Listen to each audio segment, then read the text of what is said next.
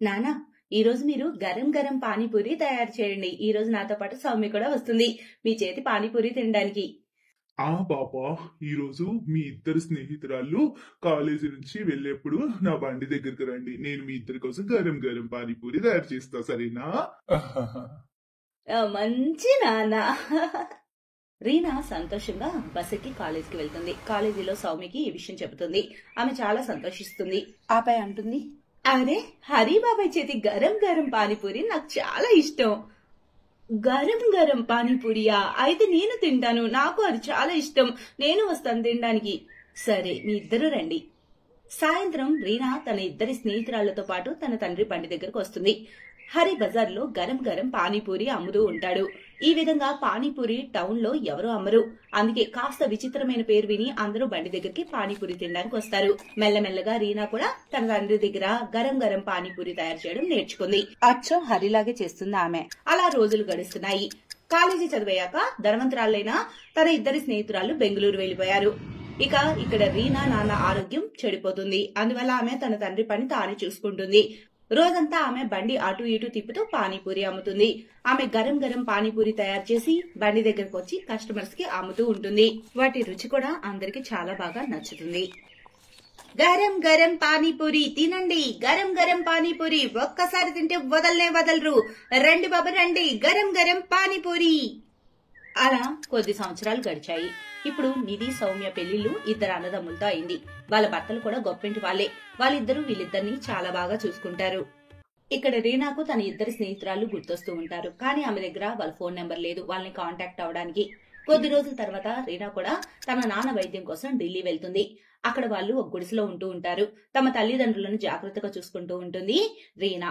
ఇక అక్కడే తను గరం గరం పానీపూరి బండి పెట్టి అమ్ముతూ ఉంటుంది. ఇక్కడ సౌమ్య నిధిల భర్తలకు కూడా ట్రాన్స్ఫర్ ఢిల్లీకి అవుతుంది. అలా ఒకరోజు, సౌమ్య పద, ఈ రోజు మీ అందరినీ పానీపూరి తినడానికి తీసుకెళ్తాను. మీ అందరికి తెలుసా, ఢిల్లీలో తినడానికి చాలా దొరుకుతాయి. అయితే అందరం వెళ్దాం, చాలా బాగుంటుంది సరదాగా. వాళ్ళంతా సూకీరామ్ పానీపూరి తినడానికి మార్కెట్ కి వెళ్తారు. అక్కడ అందరూ పానీపూరి తింటారు. అది తిని సౌమ్య అంటుంది, నాకు ఇక్కడ పానీపూరి అస్సలు నచ్చలేదు. సౌమ్య, కానీ ఇంకొంచెం తిని చూడు. సౌమ్య సరిగ్గా చెప్పింది, అస్సలు రుచి లేదు ఈ పానీపూరి. మేము ఇవి తినలేము. పానీపూరి అంటే హరి బాబాయి ఇంకా మా స్నేహితురాలు రీనా చేసేవి. కానీ తను ఇప్పుడు ఎక్కడుందో తెలీదు. బాగున్నా అద్భుతంగా ఉన్నా ఏదైనా నేనైతే చాలా ప్లేట్లు తింటాను. అలా రోజులు గడుస్తాయి. ఆ తర్వాత ఒకరోజు, నిధి రీనా ఎక్కడుందో ఏంటో తెలియడం లేదే, ఎలా ఉందో. కాలేజ్ తర్వాత తను అసలు కలవలేదు. అవును యార్, నాకు తను బాగా గుర్తొస్తుంది. ఒకసారి కాన్పూర్ వెళ్ళాను నా కజిన్ పెళ్లి కోసం. అప్పుడు తన ఇంటికి వెళ్తే అక్కడ తాళం వేసింది. తను మనకు మళ్ళీ కనిపిస్తే బాగుండు ఎంచక్కా. అలా సమయం గడుస్తూ ఉంది. ఒకరోజు సౌమ్య భర్త అంకిత్, సౌమ్య, రేపు మా ఆఫీస్ లో ఒక క్లయింట్ ది పెళ్లుంది. మీ అందరు కూడా అక్కడికి రావాలి, సిద్ధం కండి. అలాగే అమ్మ ప్రీతి కూడా మనతో వస్తూ ఉన్నారు. అతను చాలా సార్లు చెప్పాడు, రిక్వెస్ట్ చేశాడు, అందరం పార్టీకి వెళ్ళాలి. సరే, మేమందరం సిద్ధంగా ఉంటాం. నిధి, ఆ మేకప్ వాళ్ళని ఫోన్ చేసి ఇప్పుడే బుక్ చేయి. సరే, నేను ఇప్పుడే ఫోన్ చేస్తాను. ఆ తర్వాత రోజు వాళ్ళంతా పెళ్లికి తయారై వెళ్తారు. అది చాలా పెద్ద పార్టీ. అక్కడ చాలా ఫుడ్ స్టాల్స్ ఉన్నాయి. అక్కడ ఆ ఇద్దరు స్నేహితురాళ్ళు ఓవైపు నిల్చొని ఉన్నారు. అప్పుడే అక్కడికి వాళ్ళ ఆడపడుచు ప్రీతి వస్తుంది. నిధి వదిన, సౌమ్య వదిన, మీరొచ్చి ఈ పానీపూరి తిని చూడండి. ఇప్పటి వరకు అలాంటి పానీపూరి మీరు అస్సలు తినుండరు. అరే లేదు ప్రీతి, వద్దు, మాకు తినాలని లేదు. తను నిజం చెబుతుంది కోడల్లారా. మీరు ఆ పానీపూరి తింటే మీ స్నేహితురాలు పానీపూరి కూడా మర్చిపోతారు. మీరు అస్తమానం పొగుడుతూ ఉంటారే ఆమెది. నిధి సౌమ్య ఇద్దరు ఆ పానీపూరి స్టాల్ దగ్గరకు వెళ్తారు. అక్కడ వాళ్ళు గరం గరం పానీపూరి తింటారు. అరే, ఇది గరం గరం పానీపూరి. ఆ రుచి అచ్చు రీనా వాళ్ళ నాన్న చేసేదిలా ఉంది. అరే భయ్యా, ఈ పానీపూరి ఎవరు చేశారు? ఇది లోపల ఒక మేడం చేస్తున్నారు. ఇక ఈ స్టాల్లో మేమిస్తూ ఉన్నాము. ఇది అరే పానీపూరి. పద పద సౌమ్య, త్వరగా. వాళ్ళిద్దరూ లోపలికి వెళ్లడంతోనే అక్కడ రీనా వేడి వేడి పానీపూరి తయారు చేస్తూ ఉంటుంది. సౌమ్య నిధిని చూస్తూనే ఆమె చాలా సంతోషిస్తుంది. సౌమ్య, నిధి, మీ ఇద్దరు పెళ్ళైపోయిందా? ఎంత బాగున్నారే మీ ఇద్దరు. ఇదంతా వదిలే, ముందొచ్చి హగ్ చేసుకోవే నువ్వు. ఎన్నాళ్ళైందే చూసి. అసలు నీ స్థితి ఏంటి, ఎలా ఉంది? అంత చదువుకొని ఇదంతా ఏంటి? పెళ్లిలో పానీపూరి చేసుకుని అమ్ముకునే పరిస్థితి ఏంటి? ఏం చెప్పను ఫ్రెండ్స్. ఈ పేదరాలి జీవితం పైవాడు అన్ని కష్టాలతోనే రాశాడు. కాలేజ్ అయ్యాక సడన్ గా నాన్న ఆరోగ్యం పాడైంది. అందుకే ఇల్లు నడపడానికి నేను పానీపూరి చేసి అమ్ముతున్నాను. ఆ తర్వాత నాన్న వైద్యం కోసం ఢిల్లీ వచ్చాం. కానీ ఒకరోజు సడన్ గా ఆయన చనిపోయారు. మమ్మల్ని ఒంటరి చేసి వెళ్లిపోయారు. మిమ్మల్ని మీరు స్తంభాలించుకోండి. ఇక అతను లేరు. తనకు క్యాన్సర్ రోగం ఉంది. అది లంగ్స్ వరకు పాకింది. తర్వాత తనని తాను స్తంభాలించుకుని రీనా తన తండ్రి దహన సంస్కారం చేసింది. కానీ తండ్రి చనిపోయాక ఆమె తల్లి కూడా దిగులతో మంచం పట్టింది. ఆమె పరిస్థితి రోజు రోజుకి క్షీణిస్తూ వచ్చింది.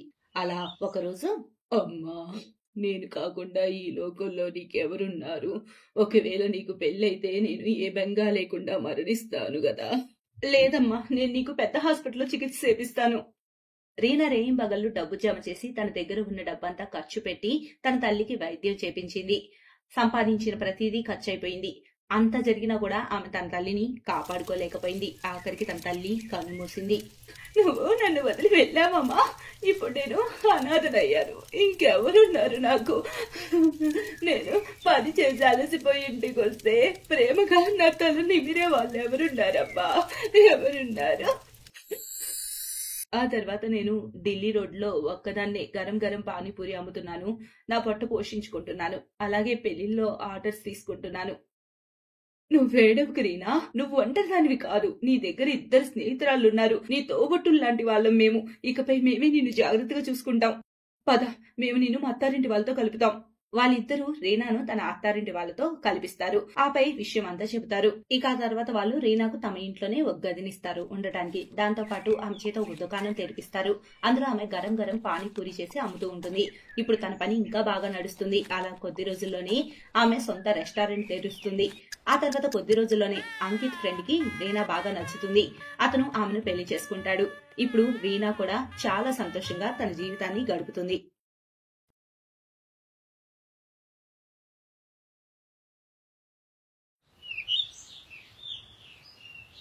సాధనాదేవి అమ్మవారి పరమ భక్తురాలు. ఆమెకు తన పెళ్లి ఎప్పుడు జరిగినా అమ్మవారి కృపతోనే జరుగుతుందనే అచంచల విశ్వాసం.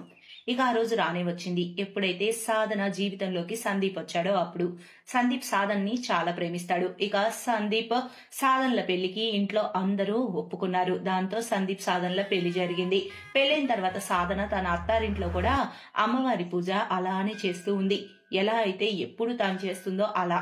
ఇక పెళ్లైన మరుసటి రోజే పొద్దునే 5 గంటలకి సాధన నిద్రలేచింది. స్నానమది చేసి దుర్గామాతను పూజించి ఆపై వంటగదిలోకి వెళ్లి టీ పెట్టడం మొదలుపెట్టింది. సాధన, పొద్దున 5 కదమ్మా అయింది. ఇంత త్వరగా లేచావా నువ్వు? ఇంకాసేపు పడుకోవచ్చు కదమ్మా. కాసేపటి తర్వాత లేవచ్చు కదా అమ్మా. అత్తయ్య, రోజు నేను ఈ టైంకే లేస్తాను. నాకు అలవాటే అది. సాధన టీ పెట్టింది. ఆ 2 అత్తాకోడలు కలిసి టీ తాగారు. ఆపై అందరూ కూడా నిద్రలేచారు. అప్పుడు సాధన అత్తయ్య అందరి ముందు ఆమెను పొగట్టం మొదలుపెట్టింది. అది చూసి పెద్ద కోడలు సుధా అసూయతో రగిలిపోతూ ఉంది. చాలా మంచి సంస్కారం సాధన కోడలిది. ఇంతకు ముందు నేను పొద్దున్నే లేచి టీ పెట్టడానికి వెళ్లేదాన్ని. కానీ ఇవాళ పొద్దున్న 5 గంటలకే వేడి వేడి అల్లం టీ నాకన్నా ముందుగా సాధన కోడలు పెట్టుకు తీసుకొచ్చింది. నేను ఎప్పుడు ఇలాంటి కోడలే కావాలనుకుని కలలు కనేదాన్ని. పొద్దున్నే లేచి పూజ అవి చేసి అందరి బాగోగులు చూసే ఇలాంటి కోడల్ని అచ్చం సాధనలాగా. బోనీలే, ఇది నీకు మంచి విషయం. ఇక నీకు పొద్దున్నే లేచే అవస్థ తప్పింది. సాధన కోడలు ముందుగానే టీ పెడుతుంది. 2 అత్తా కోడలు కూర్చొని చక్క టీ తాగుదురు గాని. సుధా కోడలా, నువ్వు కూడా పొద్దున్నే లేచి అలవాటు చేసుకో. అది చాలా మంచిది. సరే, ఇక నేనేం చెప్పాలనుకుంటున్నానంటే, సోమవారం మన కులగురువు తన శిష్యులతో పాటుగా వస్తున్నారు పూజా ప్రబంధనాల కోసం. సాధన కోడలా, మన ఇంటి రీతి రివాజుల ప్రకారం పూజా ప్రసాదాలన్నీ కొత్త కోడల చేతుల మీదుగానే జరగాలి. ముఖ్యంగా పూరీలు. అందుకే అదంతా నీ బాధ్యతే. కాబట్టి నువ్వు అద్భుతమైన ప్రసాదాలు తయారు చేయాలి. సరేనా అమ్మా? అర్థమైందా? నువ్వు మన ఇంటి ఆచారం కాపాడాలి. సరే అత్తయ్య, ఖచ్చితంగా నేను నా శాయశక్తులా ప్రయత్నిస్తాను. నా బాధ్యతలు సక్రమంగా నిర్వర్తించేలా నన్ను ఆశీర్వదించండి. మావయ్య, మీరు కూడా నాకు ఆశీర్వాదం ఇవ్వండి. నేనుండగా నువ్వు ఇంకోసారి పొగడ్తలు పొగిడించుకోలేవు. నేనంతా చెడగొడతాను. ఇది ఇంటికి వచ్చిన దగ్గర నుంచి అందరూ దీన్నే పొగుడుతున్నారు. చూస్తాను దీనంతూ. ఊరికి వదిలిపెట్టను. సుధా, నేనెప్పటి నుంచి నిన్ను నీళ్లు అడుగుతున్నాను. ఎప్పుడు నా మీద పడతారేంటి? తెస్తున్నాను. ఒక గ్లాస్ నీళ్లు కూడా తీసుకోలేరా ఏంటి? పూజా కార్యక్రమాలు సిద్ధమవుతాయి. అందరూ కులగురువు కోసం ఎదురు చూస్తున్నారు. అమ్మా ఈ పూలమాలలు పూజ సామాన్లు తెచ్చాను, ఇంకేమన్నా తేవాలో చెప్పండి. అన్నీ వచ్చాయి, కాకుంటే పూరీలు చేయడానికి నూనె ఇంకా నెయ్యి తేవడం మర్చిపోయాను, అవి కూడా తెచ్చి వంటింట్లో ఇచ్చే. సందీప్ నెయ్యి నూనె తీసుకొచ్చి సాధన చేతికి ఇవ్వబోతూ ఉంటాడు. అప్పుడే సుధా తనని ఆపుతుంది. మరిది గారు, ఇటు ఇవ్వండి ఆ నూనె నెయ్యి, నేను వంటగదిలో పెడతాను. ఇక మీరెళ్ళి మీ అన్నయ్యతో కలిసి బయట తివాచీలవి పరచండి. సరే వదినా, మీరే సాధనకి ఇవ్వండి. సుధా నెయ్యి నూనె అలమరాలో దాచేసింది. పైగా వంటింటి నుంచి అన్ని నెయ్యి డబ్బాలు కూడా తీసేసింది. అవెవరికంట పడకుండా జాగ్రత్తగా తన గదిలో దాచేసింది. సాధన పూజా ప్రసాదాలు తయారు చేయడం మొదలు పెట్టేటప్పుడు తనకు నూనె నెయ్యి ఏవీ కనపడవు. సాధన కొడలా, ప్రసాదాలన్నీ అయ్యాయి కదా, ఇంక పూరీలు చెయ్యాలి. కానీ నేను వెళ్తున్నాను, మీ మామయ్య పిలుస్తున్నారు, బహుశా కొలగురు వచ్చినట్టున్నారు. నువ్వు త్వరగా పూరీలు చెయ్యమ్మా, సరేనా? కానివ్వు త్వరగా. సాధన, నేను నెయ్యి నూనె సుధా వదినకి ఇచ్చాను కదా, ఆమె నీకు ఇవ్వలేదా ఇంకా? ఓ, నెయ్యి నూనె సుధా అక్క దగ్గర ఉంది కదా, నేను అనవసరంగా కంగారు పడ్డాను. సుధా అక్క ఎక్కడున్నావు? సుధా అక్క, నెయ్యి నూనె ఎక్కడున్నాయి, ఎక్కడ పెట్టారు? వంటింట్లో ఉంటాయి, నాకు మాత్రం ఏం తెలుసు? ఆయన మావయ్య పిలుస్తున్నారు, పూలి వాలి, నేను వెళ్ళి త్వరగా పూరీలు చేయి, నువ్వు మళ్ళీ లేట్ అవుతుంది. ఇప్పుడేం చేయాలి? నేను నెయ్యి ఎక్కడి నుంచి తీసుకురాను? అందరి ముందు వెళ్ళి అడిగితే బాగోదు. ఓ దుర్గమ్మాత, అమ్మ భవాని, నాకు సహాయం చెయ్యి. నేను నిజంగా స్వచ్ఛమైన మనసుతో నీకు పూజ చేసుంటే ఈ రోజు నీ పేరు పలుకుతూ నేను నీళ్ళలో పూరీలు చేస్తాను. నాకు నీపై నమ్మకం ఉందమ్మా, నీ శక్తి చూపిస్తావని. జై మాతాది. ఎంత కావాలో అంత తలుచుకో నీ దేవిని, ఆమె నీ కోసం సాయమేం చేయదు. అలా ఏ దేవుడు సాయానికి రాడు, అదంతా ఏదో చెప్పుకోవడానికి. అయినా నీటిలో పూరీలు ఎలా ఉడుకుతాయో నేను చూస్తాను. సాధన అలాగే దేవీమాతను తలుచుకుంటూ పూరీలు నీళ్లలో చేస్తుంది. అమ్మవారి శక్తి వల్ల నీళ్ల కడాయిలో కూడా పూరీలు పొంగడం మొదలవుతాయి. సాధన కళ్ళల్లో ఆనంద బాష్పాలు వస్తాయి. ఆమె అమ్మవారికి ధన్యవాదాలు చెబుతూ త్వరగా వేడివేడి పూరీలు తీసుకొస్తుంది. సుధా ఆశ్చర్యపోతుంది, ఆ అద్భుతం అసలు ఎలా జరిగిందా అని. సాధన అందరి కోసం పూరీలు తీసుకెళ్తుంది. కుల గురువు తన శిష్యులతో భోజనం చేయడం మొదలు పెడతాడు. మహారాజ్, ఆమె నా కొత్త కొడలు సాధన, మా చిన్న కొడుకు సందీప్ భార్య. మా రివాజుల ప్రకారం ఈ రోజు పూరీలు ప్రసాదాలన్నీ తానే చేసింది. మరి అవునా? నేను చాలా సార్లు నెయ్యి నూనె పూరీలు తిన్నాను, కానీ నీళ్ళల్లో చేసిన పూరీలు మొదటిసారి తింటున్నా. నీళ్ళల్లో పూరీలా? మహారాజ్, ఏం కొడలా, నేను సరిగా చెప్పానా? నీపై అమ్మవారి కృప ఉంది. కష్ట సమయంలో ఆమె నీకు తోడుగా నిలిచింది కదా. మహారాజ్, మీకు తెలియంది ఏముంది? ఈ రోజు అమ్మవారి దయ లేకుంటే నేను మీకోసం పరంపరగా చేస్తున్న ఈ పూరీలు అందించలేకపోయేదాన్ని. నాకు ఈ భాగ్యం దక్కేది కాదు. సాధన చాలా మంచిది. అమ్మవారు ఎవరితో ఉంటారంటే నిజంగా నిజాయితీని నమ్ముకొని నడిచే వాళ్ళతో. ఇక సమయానుకూలంగా ఆమె తన భక్తులను కాపాడుకుంటూ వస్తుంది. అందుకే ఇక్కడున్న ప్రతి ఒక్కరికి నా విన్నపం ఏంటంటే, సాధన మీద ఏ విధమైన ఈర్ష్యలను ఎవరు పెట్టుకోవద్దు. ఆమె మీద దేవీమాత ప్రసన్నత ఉంది. శోభ, రామ్ ప్రసాద్, ఈ రోజు మీ ఇంటి భోజనం తిన్న మా జన్మ తరించింది. చాలా సంతృప్తిగా ఉంది. దేవీమాత కృప మీ అందరిపై ఎల్లవేళలా ఉండాలి. జై మాతాది, జై జై మాతాది. కులగురువు వెళ్తూ సుధ కళ్ళు తెరిపించాడు. ఆమెకు తన తప్పుకు పశ్చాత్తాపం కలుగుతుంది. నన్ను క్షమించు, నేను ఈర్ష్యతో చాలా తప్పు చేశాను. సాధన, ఇంకెప్పుడు నీపై అసూయపడను. నీ మీదనే కాదు, అసలు నేను ఇంకెవరి మీద అసూయపడను. దయచేసి అందరూ నన్ను క్షమించండి. అలాగే ఉండాలి, ఎవరిపై ఎప్పుడు ఈర్ష్య లేకుండా. సాధన కోడల మీద అమ్మవారి కృప చూసి నాకు ఈ రోజు అనిపిస్తుంది, అమ్మవారికి కృతజ్ఞతగా మనం నామజపం చేస్తూ జాగరణ చేయాలని. అమ్మవారి పేరుతో జయజాకారాలు మారు మోగిపోవాలి. అందుకు ఏర్పాట్లు చేయాలి. అమ్మవారికి మనస్ఫూర్తిగా ధన్యవాదాలు చెప్పాలి. అత్తయ్య, ఇది చాలా మంచి ఆలోచన. పదండి అరుణ్, సందీప్, మనందరం కలిసి జాగరణ ఏర్పాట్లు చేద్దాం. అందరూ కలిసి అమ్మవారిని తలుచుకుంటూ జాగరణ చేస్తారు. సుధా తన వ్యవహారాన్ని మార్చుకుంటుంది.